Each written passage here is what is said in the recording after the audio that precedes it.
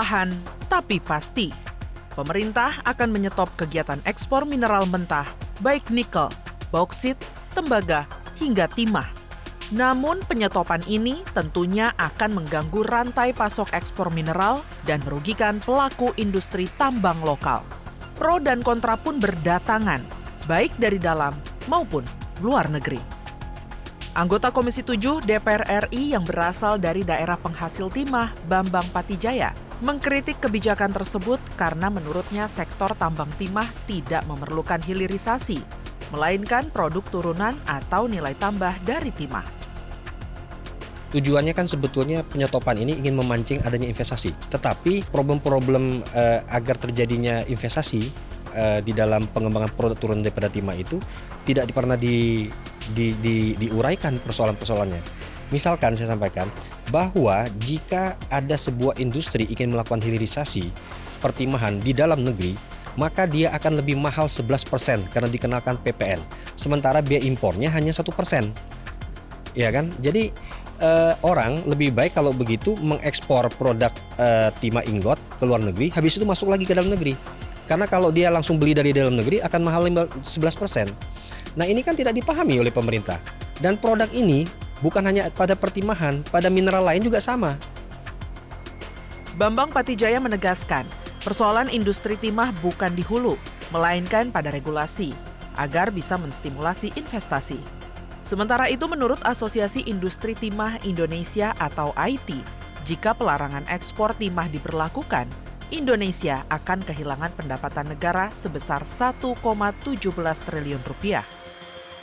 Baru-baru ini, sebagai dampak dari pelarangan ekspor tersebut, Indonesia kalah usai digugat Uni Eropa ke Organisasi Perdagangan Dunia atau World Trade Organization terkait penghentian ekspor biji nikel. Meski begitu, anggota Komisi 7 DPR RI Mukhtaruddin mendorong pemerintah melakukan banding kepada World Trade Organization atas gugatannya dan meningkatkan hilirisasi industri tambang untuk menciptakan kedaulatan pengelolaan sumber daya alam.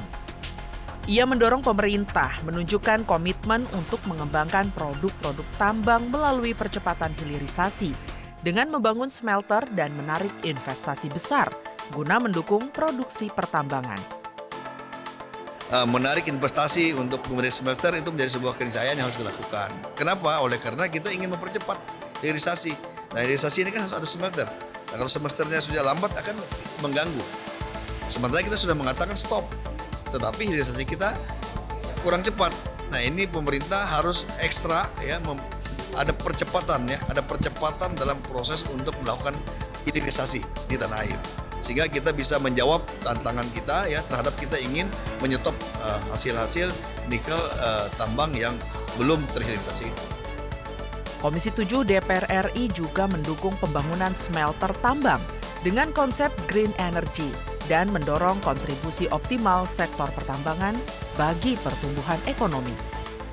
Saat meninjau lokasi pembangunan smelter di Kabupaten Morowali, Sulawesi Tengah, anggota Komisi 7 DPR RI Lamhot Sinaga mengapresiasi komitmen PT Vale Indonesia terkait hilirisasi nikel melalui pembangunan smelter. Pertumbuhan ekonomi di Morowali pasca hadirnya smelter-smelter di daerah ini, ternyata pertumbuhan di sini di atas rata-rata nasional. Ya, ini juga suatu berita positif yang kita dapatkan dari lapangan. Jadi kita selama ini kan mendapatkan banyak informasi yang tidak sesuai dengan kondisi aktual di lapangan. Nah, oleh karena itu kita cukup bersyukur pada hari ini kita mengunjungi daerah ini, banyak hal yang informasi yang kita dapatkan yang sifatnya positif. Meski menimbulkan pro dan kontra, DPR RI mendorong Indonesia memiliki kedaulatan dalam mengelola sumber daya alamnya sendiri tanpa ada intervensi pihak lain. Hal ini sejalan dengan program transisi energi bersih menuju energi baru terbarukan. Kebijakan ini pun diharapkan bisa dilaksanakan dengan penuh kehati-hatian. Pengelolaan industri tambang mentah harus tetap diperhatikan karena ada banyak masyarakat Indonesia yang bekerja di perusahaan tambang maupun bekerja sebagai penambang lokal. Tim Liputan TVR Parlemen melaporkan.